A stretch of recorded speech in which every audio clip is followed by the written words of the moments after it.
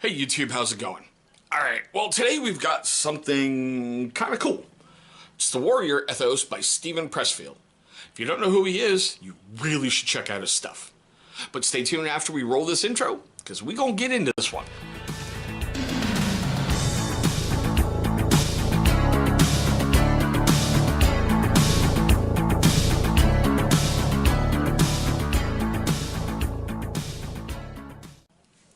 Alright guys, thank you so much for staying past that intro, and yes, I know, I need to get better bookmarks, but hey, what can I say? You can tell why I wanted to mark that spot and where I was, but, you know. Okay, for those of you longtime viewers of the channel who haven't subscribed yet, please take a moment, man. It's going to be either down there or over there. There's going to be a channel watermark popping up. Just hover over it, hit subscribe. It's going to help make this YouTube dream keep moving and keep going forward and keep getting bigger and bringing, more interesting things to the channel. God, how can I put this? Once you join the military, or you become a first responder, your mindset changes in so much. A lot of the info in here was based, back in the Greek times and, part where societies were warriors first and citizens second. Whereas today, we're a citizen society with a fraction of the society who is a warrior. There's that great saying, wars change, warriors don't. Because once you've crossed that line, like Caesar crossing the Rubicon, there's really no going back. Because you look at things a lot differently. You're not sitting in Starbucks crying about, I didn't get my soy latte, and, oh my God, there's too much gluten in this, and wow, the chocolate isn't free range. No. You're like, dude, just give me my coffee black and give me the damn muffin and get out of my way. Warriors are people who gladly stand in the way of the wolf to keep people safe. And there's a great passage in here. Okay. It's on page 44, and that's why. And seriously, this is part of that mindset. Alexander's army was struggling through the mountains in the dead of winter. One old soldier came, struggling into camp, so frozen from the blizzard that he could no longer see or hear. Troops around the fire cleared a seat for the vet, prepared a hot broth for him, and helped thaw him out. When the ancient soldier had recovered enough to comprehend his surroundings, he realized that the young warrior who'd given him a seat by the fire was Alexander himself. At once, the veteran popped to his feet, apologizing for taking the king's place. And Alexander simply said, "No, my friend," putting his hand on his shoulder, making him sit down. You are Alexander far more than I am. That's a vet helping another vet recover. That's a leader taking care of his troops. There's just things in here which it's a great look on things. There's a chapter in here called The Difference Between Guilt and Shame. It's a good read. He tries to keep his chapters very small. I believe the book is it's only like 90 pages. All right. It's got an MSRP of, I think I paid seriously $10 for this. Of course, I can't find the cost, and it's not. But he takes stories from Sparta, and I love this. The maidens of Sparta were taught songs of ridicule with which to humiliate any young man who displayed a want of courage in battle.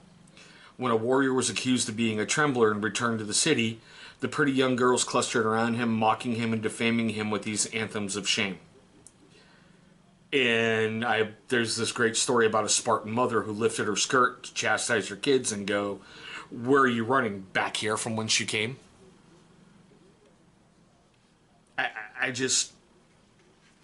It's a great read, and especially this one little chapter about tribes, gangs, and terrorists. It's a good look at your need to belong.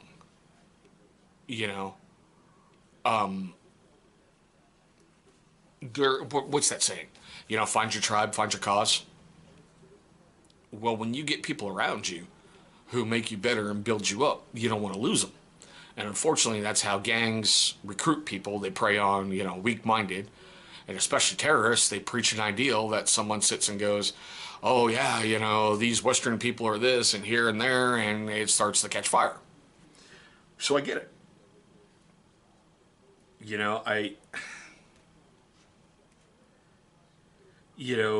got a chapter in here, Casualties of War. And, I love this. It's like all of us know brothers and sisters who have fought with incredible courage on the battlefield, only to fall apart when they come home. Why? Is it easier to be a soldier than to be a civilian?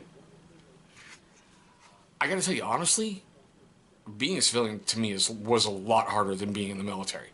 And it's not because I was told what time I have to get up and where I have, what I have to dress and where I have to be and, I have to do this and I have to do that. I'm required to do this. I wasn't weak-minded. But the military gives you a purpose, and it gives you a sense of strength, and it gives you a sense of discipline and a sense of honor. It's really hard when you go to a job interview, and thankfully I own my own company, so trying to get this apart to people who may want to come work for me, when you hear people go, well, we're a team here, we're a family here, I'm like, this is a Chuck E. Cheese, bro. You have no idea the meaning of family when, you're dodging rounds to go pick up your buddy who just got hit, or you're stuck in a GP small and you guys got field farts going on, which can, kill a rhino. That's family.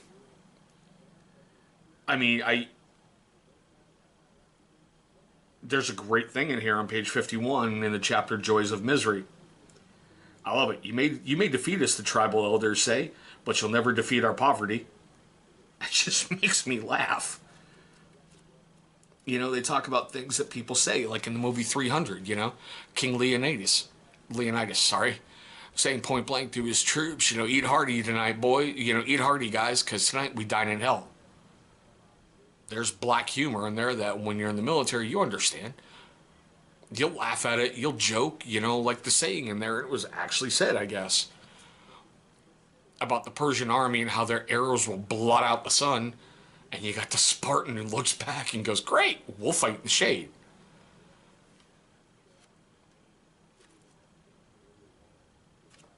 I really recommend it. It's small, easy read. Seriously, really, really easy read. Okay. I'm going to leave a link down below in the description like I usually do, so you guys can, get it. It was published in 2015, so it's a little older, work. The one thing that impressed me about Pressfield is I've read some of his books. He is a former Marine, and I didn't know until reading this in 2003 he was made an honorary citizen by the city of Sparta. That's kind of fucking cool. He's a Spartan. That is just, wow. Wait. Okay, so with that being said, if you're a first-time viewer of the channel, man, you picked a weird one. All right, and this one really affects me. I read it every other month. Just reread it and refresh.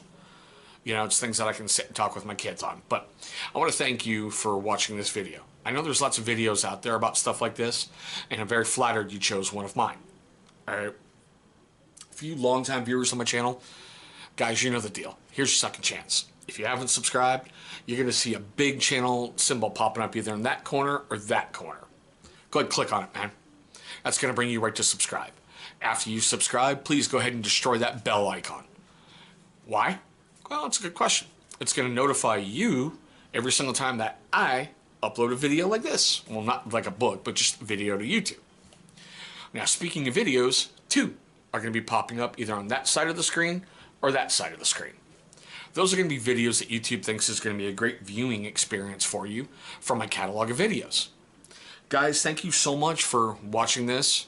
The Warrior Ethos. Go buy it. Could help change your life. Thanks for watching, and I hope you have a great one.